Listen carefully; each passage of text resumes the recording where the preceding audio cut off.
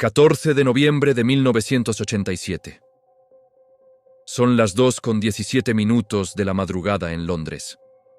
Las calles de la City están vacías, mojadas por una llovizna fina que lleva cayendo desde la medianoche. En el interior de una oficina sin ventanas, en el 7º piso de un edificio gris de Threadneedle Street, los servidores del Banco de Inglaterra parpadean en silencio. No hay nadie mirando las pantallas. No hay ningún guardia revisando los registros. Solo el zumbido constante de las máquinas procesando millones de transacciones mientras el mundo duerme. Y en ese preciso momento, desde una terminal remota en un apartamento de Kensington, Harold Reginald Pembroke pulsa la tecla de confirmación. Sus manos no tiemblan. Su respiración es tranquila. Ha pasado 18 meses preparando este momento. Ahora, en 90 segundos exactos, 18.500.000 libras esterlinas comienzan a moverse, a través de 7 capas de cuentas bancarias ficticias distribuidas entre Zúrich, las Islas Caimán y Luxemburgo. Para cuando amanezca, el dinero habrá desaparecido tan completamente que ni el FBI, ni Scotland Yard, ni los mejores auditores forenses del mundo serán capaces de rastrearlo. Y Harold Pembroke llegará puntual a su oficina a las 8:30 de la mañana. Tomará su café de siempre. Saludará a sus compañeros con una sonrisa educada y se sentará frente a su escritorio como cualquier otro día de trabajo. Pero para entender cómo sucedió todo esto, debemos retroceder hasta el principio. Antes de continuar con esta increíble historia, quiero pedirte algo muy sencillo. Escribe en los comentarios la ciudad o el país desde donde nos estás viendo en este momento. Me encanta saber desde qué rincón del mundo llega esta comunidad. ¿Estás en México, Argentina, España, Colombia, Cuba, Chile, Estados Unidos? ¿O de qué otra parte del mundo nos sigues? Escríbelo ahora mismo, que aquí leemos tus comentarios. Harold Reginald Pembroke nació en 1945 en Leeds, en el norte de Inglaterra, hijo de un obrero textil y una maestra de primaria. Desde pequeño fue el niño de los números. Mientras sus compañeros jugaban en los patios, Harold resolvía los libros de contabilidad de la tienda de su tío. Encontraba errores que nadie más veía y detectaba inconsistencias en columnas de cifras que parecían perfectas a cualquier otro ojo. A los 16 años, ya sabía más de balances financieros que la mayoría de los adultos de su barrio. A los 22, se graduó con honores en Contaduría Pública de la Universidad de Manchester. Su carrera comenzó en una pequeña firma auditora de Leeds, pero Harold tenía ambiciones más grandes. En 1971, con 26 años, logró ingresar como auditor junior a Whitmore & Associates, una de las firmas contables más respetadas de Londres. Era una institución de caoba y alfombras persas, de hombres con trajes de 3 piezas y acento de Eton. Un mundo en el que Harold, con su acento del norte y su traje comprado en rebajas, nunca encajó del todo. Pero sus habilidades eran innegables. En 10 años, ascendió desde auditor junior hasta convertirse en el responsable de las auditorías externas, de varios clientes gubernamentales, incluyendo contratos menores con el propio Banco de Inglaterra. Fue precisamente ese trabajo el que lo cambió todo. En el verano de 1983, durante una auditoría de rutina de los sistemas interbancarios del Banco de Inglaterra, Harold detectó algo que nadie antes había visto. No era exactamente un error. Era más bien una grieta, una pequeña inconsistencia en el protocolo de verificación que el banco utilizaba durante las ventanas de procesamiento nocturno. Esas horas entre la 1 y las 3 de la madrugada en las que el sistema consolidaba las transacciones del día anterior y preparaba las del siguiente. Durante ese intervalo, el sistema funcionaba en un modo de procesamiento diferido que reducía los controles de verificación en tiempo real para ganar velocidad. Era una decisión de ingeniería completamente lógica para 1979, cuando el sistema fue diseñado. Nadie había pensado en lo que significaría para un contador que supiera exactamente cómo funcionaba cada capa de ese proceso. Harold escribió un informe técnico. Lo presentó a sus superiores en Whitmore & Associates. El informe fue leído, catalogado como observación de bajo riesgo y archivado en algún cajón del que nunca volvió a salir. Nadie lo tomó en serio. El Banco de Inglaterra era el Banco de Inglaterra. Sus sistemas no tenían vulnerabilidades reales. Eran el pilar del sistema financiero del Imperio Británico. La idea de que un contador de Leeds pudiera encontrar un agujero en sus defensas era impensable. Harold Pembroke guardó silencio, pero no olvidó. Durante los siguientes 4 años, Harold siguió haciendo su trabajo con la misma puntualidad y discreción de siempre. Nadie en Whitmore & Associates sospechó nada. Sus evaluaciones de desempeño eran impecables. Sus clientes lo querían, sus colegas lo respetaban. Era el tipo de hombre invisible que las instituciones aman tener, confiable, discreto, brillante en silencio. Mientras tanto, en las noches y los fines de semana, Harold estudiaba cada documento técnico disponible al público sobre los sistemas de compensación interbancaria británicos. Tomó cursos nocturnos de programación, leyó manuales de sistemas bancarios suizos, aprendió exactamente cómo funcionaban las cuentas numeradas en las Islas Caimán y los mecanismos de transferencia en Luxemburgo. No estaba improvisando. Estaba construyendo, ladrillo por ladrillo, el mecanismo más elaborado de sustracción financiera, que jamás había sido diseñado por una sola persona. La arquitectura del fraude era, en su esencia, una obra de ingeniería financiera de una elegancia perturbadora. Harold había identificado que durante la ventana de procesamiento nocturno, el sistema del Banco de Inglaterra tardaba exactamente 94 segundos en completar el ciclo de verificación de las transferencias interbancarias de gran volumen. Durante ese ciclo, existía un intervalo de aproximadamente 90 segundos, en el que una transferencia de cierto formato específico podía ser introducida en el sistema con una firma de autorización que pasaba el primer filtro, pero no alcanzaba a ser procesada por el segundo filtro antes de que el sistema la catalogara como completada y comenzara a limpiar su cola de procesamiento. En términos simples, si Harold introducía la transferencia en el momento exacto, con el formato exacto, el sistema la procesaría como válida, la marcaría como completada y luego borraría de su cola de verificación pendiente sin que el segundo filtro llegara a revisarla. El dinero saldría, y el sistema registraría la transacción como completada y verificada, aunque en realidad nunca hubiera pasado por la segunda capa de control. El destino inicial del dinero era una cuenta numerada en el Banco Cantonal de Zúrich, abierta bajo el nombre de una empresa fantasma, registrada en las Islas Caimán, llamada Meridian Consolidated Holdings. Desde allí, mediante instrucciones automatizadas preconfiguradas, los fondos se fragmentarían en 17 transferencias de montos variables hacia otras tantas cuentas en 6 países diferentes, todo dentro de las primeras 4 horas. Para cuando los sistemas del Banco de Inglaterra detectaran cualquier anomalía, el dinero ya no estaría en ningún lugar rastreable. Harold pasó 6 meses haciendo pruebas con transferencias de montos mínimos, de 5 libras, de 12 libras, de 38 libras. Cantidades tan pequeñas que si algo salía mal, serían catalogadas como errores de sistema y nadie investigaría. Todas funcionaron perfectamente. El sistema tragaba las transacciones y las marcaba como completadas sin que ninguna alarma se activara. En octubre de 1987, Harold decidió que estaba listo. Eligió el 14 de noviembre por una razón muy específica. Esa semana, el Banco de Inglaterra estaba en medio de una transición de personal. En su departamento de tecnología, consecuencia del caos financiero provocado por el gran crack bursátil del 19 de octubre de ese año. El llamado lunes negro, que había sacudido los mercados globales hasta los cimientos. Los sistemas del banco estaban bajo una carga operativa extraordinaria, procesando volúmenes de transacciones de emergencia que triplicaban el tráfico habitual. Los técnicos estaban exhaustos.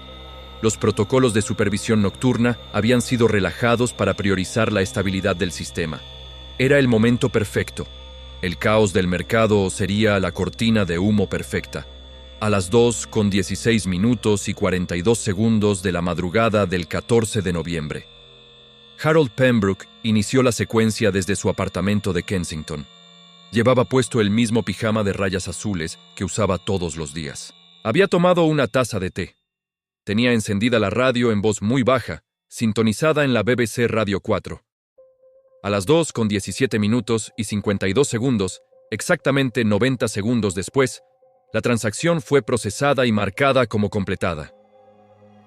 18 millones 500.000 libras esterlinas, habían abandonado el Banco de Inglaterra. Harold apagó la pantalla. Lavó su taza de té. Se fue a dormir. A las 8:30 de la mañana siguiente, llegó puntual a la oficina.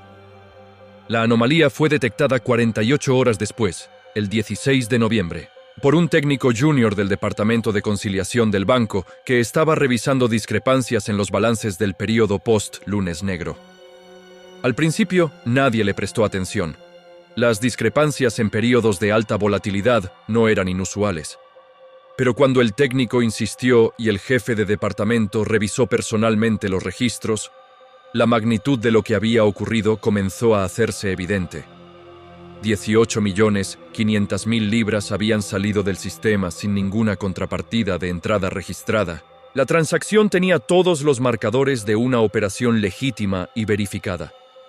Pero cuando intentaron rastrear la cuenta de destino, encontraron que la empresa Meridian Consolidated Holdings existía legalmente en las Islas Caimán, pero que la cuenta bancaria en Zúrich había sido vaciada y cerrada, horas antes de que ellos comenzaran a buscarla. Scotland Yard fue notificada ese mismo día. 2 días después, dado que parte del rastro financiero conducía a entidades con vínculos en territorio estadounidense, el FBI fue invitado a colaborar. Era la primera vez en la historia que el FBI participaba en una investigación de fraude financiero contra el Banco de Inglaterra. Durante los siguientes 6 meses, una fuerza de tarea conjunta trabajó sin descanso para desenredar el esquema. Entrevistaron a docenas de personas, revisaron millones de registros de transacciones, siguieron el rastro del dinero a través de 4 continentes, cerraron cuentas, obtuvieron órdenes judiciales internacionales, cooperaron con autoridades suizas, caimanas y luxemburguesas, y no encontraron nada. El dinero había sido pulverizado en una red tan densa y bien diseñada de cuentas, empresas fantasma y jurisdicciones offshore. Reconstruir su camino era como intentar encontrar una gota específica de agua en el océano. Cada pista conducía a un callejón sin salida legal. El diseño era tan sofisticado que los investigadores concluyeron que debían estar tratando con un grupo criminal organizado. Nunca consideraron seriamente que pudiera ser obra de una sola persona. Mientras los mejores investigadores buscaban a un fantasma colectivo, Harold Pembroke seguía llegando puntual a su oficina, revisando auditorías, tomando su café, respondiendo correos con la misma eficiencia de siempre. Fue entrevistado una vez, en febrero de 1988, como parte de una revisión general de todas las personas. La entrevista duró 40 minutos. Harold respondió cada pregunta con precisión, con calma, con la misma actitud tranquila de experto.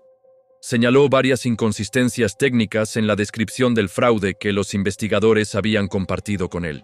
Inconsistencias reales que él mismo había sembrado deliberadamente en su diseño para confundir cualquier análisis forense. Los investigadores salieron de esa reunión considerándolo una fuente técnica valiosa, no un sospechoso. Lo llamaron 2 veces más para consultas técnicas durante los meses siguientes. Harold Pembroke colaboró entusiastamente. En 1991, el caso fue oficialmente archivado como no resuelto. El Banco de Inglaterra nunca hizo una declaración pública. La versión oficial fue que había habido una serie de errores sistémicos durante el período post-Lunes Negro. Admitir públicamente que alguien había robado 18,5 millones de libras hubiera sido devastador para la confianza del mercado. El silencio institucional era, desde su perspectiva, la única respuesta posible. Harold Pembroke se jubiló anticipadamente en 1993, a los 48 años, con la explicación de una herencia familiar. Sus colegas le organizaron una pequeña fiesta. Le regalaron una pluma estilográfica grabada con su nombre. Harold les agradeció con un discurso breve y emotivo sobre los años compartidos. Se mudó a una pequeña localidad de Cornualles, donde compró una casa con vista al mar. Vivió con discreción absoluta durante el resto de su vida. Nunca gastó dinero de forma ostentosa. Nunca viajó a destinos que levantaran sospechas. Los fondos del fraude permanecieron durante años distribuidos en inversiones conservadoras en varias jurisdicciones, fluyendo hacia él en cantidades pequeñas y regulares que nunca dispararon ninguna alarma financiera. El caso del Banco de Inglaterra entró en la historia silenciosa del fraude financiero como una anomalía sin resolver. una rareza técnica que los expertos de la industria conocían vagamente, pero de la que nunca se hablaba abiertamente. Circuló como una advertencia sobre los riesgos de los sistemas heredados, siempre sin nombre, sin rostro, sin culpable identificado. No fue hasta el año 2003, 15 años después de los hechos, que la historia comenzó a salir a la luz, y de la manera más inesperada posible. Harold Pembroke, ya con 58 años, recibió un diagnóstico médico severo. Los médicos le daban entre 12 y 18 meses. Harold no tenía familia cercana. No tenía hijos. Su única relación significativa era con un sobrino lejano al que casi no veía. Y en ese momento de su vida, enfrentando el final. Harold tomó una decisión que ningún investigador hubiera podido anticipar. Quería que alguien supiera lo que había hecho. No para confesarse ante las autoridades, no para buscar absolución moral, sino porque había pasado 15 años cargando en soledad el peso de una hazaña que consideraba, con una mezcla perturbadora de orgullo y frialdad, la obra maestra de su vida. Y Harold Pembroke no quería morirse siendo invisible. Contactó a un periodista financiero del Financial Times. Le dijo que tenía información sobre el caso no resuelto del Banco de Inglaterra de 1987 que podría interesarle. Marsh pensó que sería otro informante con datos de segunda mano. Se reunieron en un café de Truro, en Cornualles, en marzo de 2003. Harold le contó todo, con fechas, con detalles técnicos, con documentación que había guardado durante todos esos años, no por descuido, sino deliberadamente, como un archivo personal de lo que él llamaba su único trabajo verdaderamente perfecto. Geoffrey Marsh pasó 3 semanas verificando cada detalle, antes de creer completamente lo que tenía en sus manos. Cuando lo verificó, entró en pánico. Era la historia financiera de la década, quizás de la era, pero publicarla significaba exponerse a una tormenta legal monumental. Marsh consultó con los abogados del Financial Times, consultó con editores, debatió durante semanas. Finalmente decidió no publicar. La combinación de implicaciones legales, la edad y el estado de salud de Harold, la imposibilidad de que las autoridades actuaran de manera significativa pasados más de 15 años y el riesgo institucional para el periódico, hicieron que la historia quedara archivada. Harold Pembroke murió en diciembre de 2004, 16 meses después de su diagnóstico, discreta y pacíficamente, en su casa de Cornualles, con vista al mar. Geoffrey Marsh guardó silencio durante 10 años más. Fue solo en 2013, ya retirado, cuando publicó un extenso ensayo en una revista de investigación periodística, en el que describía el caso sin revelar el nombre completo del protagonista, usando solo las iniciales HRP, citando fuentes que ya no podían ser interrogadas y documentación cuya cadena de custodia era imposible de establecer legalmente. El ensayo causó un breve estallido de interés en medios especializados de seguridad financiera. El Banco de Inglaterra no hizo ningún comentario. Scotland Yard tampoco. El FBI, cuando fue consultado, respondió que no tenía registros de ninguna investigación con esas características. El silencio institucional, una vez más, fue la respuesta. Lo que Harold Pembroke demostró, con una frialdad y una metodología que todavía eriza la piel de los expertos en seguridad bancaria que conocen el caso, es que los sistemas financieros más poderosos del mundo no son vulnerados por ejércitos de hackers ni por organizaciones criminales millonarias. Son vulnerados por personas invisibles, por contadores silenciosos que llegan puntual a su trabajo, que toman su café de siempre, que sonríen educadamente a sus colegas, por personas que entienden los sistemas mejor que quienes los diseñaron y que tienen la paciencia, la disciplina y la audacia de esperar años antes de actuar.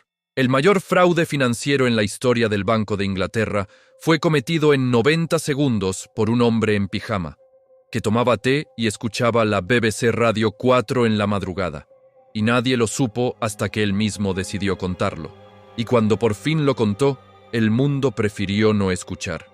Si llegaste hasta el final de esta historia, entonces sabes que hay algo profundamente perturbador en ella, no la audacia del fraude en sí, no la cantidad de dinero, sino la soledad perfecta de Harold Pembroke, el hecho de que pasó 16 años cargando solo el secreto más grande de su vida, sin poder compartirlo con nadie, sin poder vanagloriarse, sin poder ser reconocido por su obra maestra, y que al final, cuando supo que iba a morir, la única cosa que quiso fue que alguien supiera.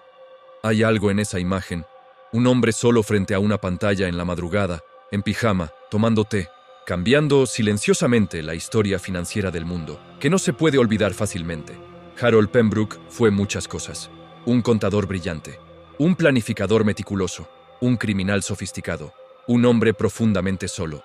Pero sobre todo fue un recordatorio de que las instituciones más poderosas del mundo tienen una debilidad, que ningún sistema de seguridad puede eliminar completamente.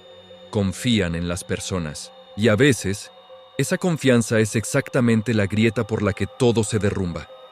Si este tipo de contenido te interesa, si te gustan las historias reales de fraudes, engaños y mentes extraordinarias que operaron en las sombras de la historia, entonces este canal es para ti. Suscríbete ahora mismo, activa la campana de notificaciones para que no te pierdas ningún episodio. Y déjame en los comentarios qué tipo de historia quieres que cuente la próxima vez. ¿Quieres más fraudes bancarios? ¿Espionaje corporativo? ¿Falsificaciones históricas? Tú decides. Este canal lo construimos juntos. Nos vemos en el próximo video.